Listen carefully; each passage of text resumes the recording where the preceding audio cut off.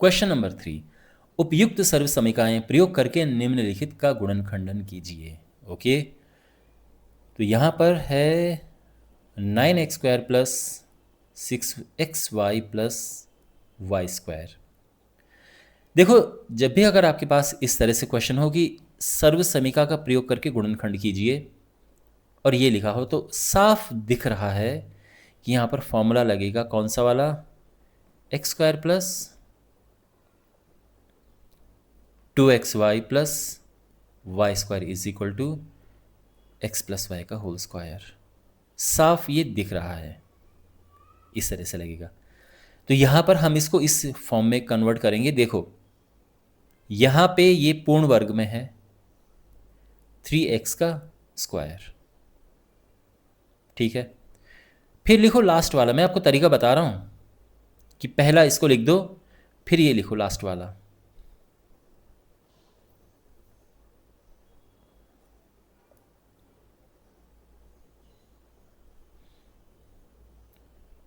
Bracket लगाओ ना लगाओ इससे फ़र्क नहीं पड़ता, बट यहाँ लगाना ज़रूरी क्योंकि ये इसके भी ऊपर है और इसके भी ऊपर है। ओके, अब यहाँ पर देखो बीच में 2 लगाओ क्योंकि हमारे ध्यान में ये फॉर्मूला है, ये ध्यान रखना। तो पहले का स्क्वायर ये है, लास्ट वाले का स्क्वायर ये है, बीच में 2 आना ज़रूरी है, मैंने 2 लिख दिया है। फिर x यानी पहला वाला, ओके, और फिर ये y यानी इधर वाला। बिल्कुल ये फॉलो किया है मैंने। तो यहाँ पर आप देखो ये इसका स्क्वायर है, बिल्कुल है ना, 3 3 होता है। इसको भी मैंने ये लिख दिया है। बीच वाले को तोड़ना है, कैसे टूटेगा, किसकी हेल्प से, किस तरह से, इसलिए मैंने फॉर्मूला पहले लिख दिया है कि बीच वाले को आप ऐसे तोड़ें। ये हमेशा होता है कि 2 होगा, फिर ये वाला और फिर ये वाला, ऐसे मैंने लिखा 2 लिखा, फिर ये वाला और फिर ये वाला। तो इसको हम ऐसा तोड़ेंगे ताकि ये एक फॉर्मूले का रूप ले ले। और इसके बाद क्या लिखना है, x प्लस वाई का स्क्वायर। ये x का काम कर रहा है और ये y का काम कर रहा है, इसका स्क्वायर। आप 2 बार लिख सकते हैं क्योंकि गुणनखंड करते हैं तो अलग अलग करके लिखते हैं। तो ये हुआ, 2 बार लिख दिया और ये हमारा आंसर है। ठीक है, बात समझ आ गई। तो इस तरह से हम इसका गुणनखंड करेंगे। और एक और बात आपको यहाँ पे समझनी है, यहाँ पे आपको ये ध्यान देना है कि इसको हल करके बीच वाला सचमुच आना चाहिए, ये हो ना। और ये है 2 3 6 और ये आ रहा है।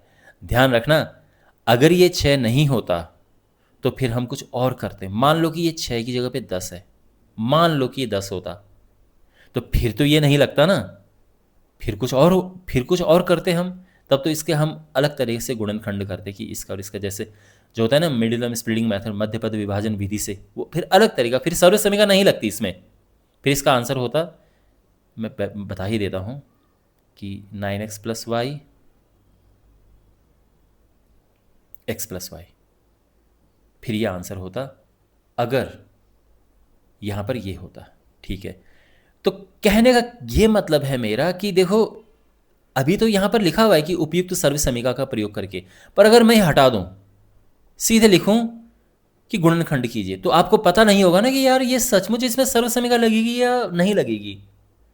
इसलिए मैं कह रहा हूँ कि यहाँ पर इसको तोड़ो, मतलब यहाँ पर ये फॉर्मूले के हिसाब से तोड़ो जैसे मैंने बताया, और हल करके देखो।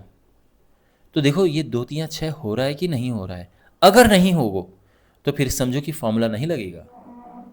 तो अभी तो चलो क्वेश्चन में लिखा है उन्होंने, अच्छी बात है कि भाई सर्व समीकरण का प्रयोग करो। लेकिन अगर बाय द वे आपके पास क्वेश्चन में ये बात नहीं लिखी होती, केवल लिखा होता गुणनखंड कीजिए, फिर तो नहीं पता होता ना आपको कि फॉर्मूला लगने वाला है। मैं तब की बात बता रहा हूँ आपको। ओके, तो आपको ये चेक करके देखना है, इसका स्क्वायर करो, ये करो और बीच में करो क्या, 2 लिखो, फिर इसे लिखो, फिर इसे लिखो और ये गुणा करके देखो ये सचमुच आ रहा है कि नहीं आ रहा है। तो 2 3 6 तो आ रहा है। अगर ये नहीं आए तो फिर समझ जाना कि इसमें फिर कुछ और लगेगा, हमें कुछ और करना होगा। ठीक है ना, वो कुछ और क्या है वो मैं आपको पिछली एक्सरसाइज जो 2.3 है उसके क्वेश्चन नंबर 4 में समझा चुका हूँ। तो जो एक्सरसाइज 2.3 है उसका क्वेश्चन नंबर 4 आप देखना, तो आपको पता चल जाएगा कैसे गुणनखंड करते हैं। तो जैसे मैंने बताया ना, मान लो कि अगर यहाँ पे 10 होता फिर कैसे करते, फिर हम उस तरह से करते। खैर, तो ये हमने इसको इस तरह से ब्रेक कर दिया है। तो क्या आपको ये बात अच्छी तरह से समझ आ गई है? और अब यहाँ पे हम सर्वसमीका लगाएंगे और ये हमारा आंसर है। अब हमारे पास ये है, तो यहाँ पर ध्यान रखना ये माइनस है, और लग रहा है यहाँ पे साफ क्लियर लग रहा है कि यहाँ पे कौन सा फॉर्मूला यूज़ होगा। यहाँ पे X square minus 2xy plus Y square is equal to X minus Y का होल स्क्वायर, यह फॉर्मूला यूज़ हो रहा है, ऐसा प्रतीत हो रहा है अभी तक। अब देखते हैं, तो यहाँ पे पहले इसका स्क्वायर करो, ये साफ दिख रहा है कि ये इसका स्क्वायर है, ये 1 का स्क्वायर है, ठीक है। बीच में लिखो इस फॉर्मूले के हिसाब से, पहले 2 लिखो, फिर इधर वाला लिखो, और फिर इधर वाला लिखो।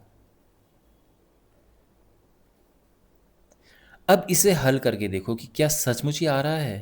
तो यस, 2 दूने 4 सचमुच ही आ रहा है, यानी हम ये सर्वसमीका लगा सकते हैं। तो बिल्कुल लगाते हैं। तो क्या है, ये x है minus 2xy plus Y square. तो x यहाँ पर ये x का काम कर रहा है और ये y का काम कर रहा है, तो ये होगा x माइनस वाई का स्क्वायर, यानी 2y माइनस 1 का स्क्वायर। अब क्योंकि हमने गुणनखंड करना है तो इसको अलग अलग करके लिख दो,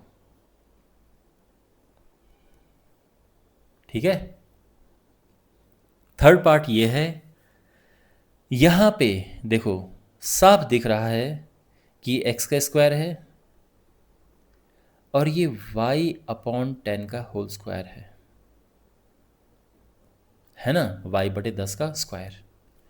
जब भी हमारे पास दो चीज़ें हों और वो इस तरह से हों, देखो ये आपको याद आ रहा होगा कि कौन सा फॉर्मूला है। आपको याद है कि सेम चीज़ें जब हम प्लस करते हैं और माइनस करते हैं और आपस में गुणा करते हैं तो पहले का स्क्वायर माइनस दूसरे का स्क्वायर हो जाता है,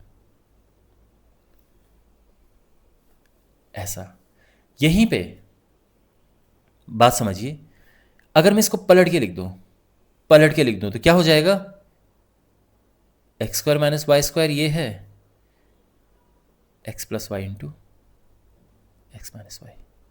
तो आगे नहीं ये सेम चीज़, तो वही हमने यहाँ पे करना है। एक बार इनको प्लस कर दो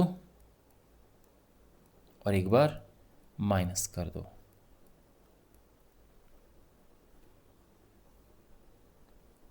ठीक। तो आप चाहो तो देखो, अगर आपको ये फॉर्मूला यहाँ पे लिखना है तो भी परफेक्ट है, और अगर आपको पलट के लिखना है कि ताकि ये वाला रूप दिखे तो बिल्कुल ये तो आप कर ही सकते हैं। ये तो और भी अच्छा है कि इसको आप इस तरह से लिख दो कि ये फॉर्मूला ये है और इस तरह से हमने इसको ब्रेक किया है, तोड़ा है।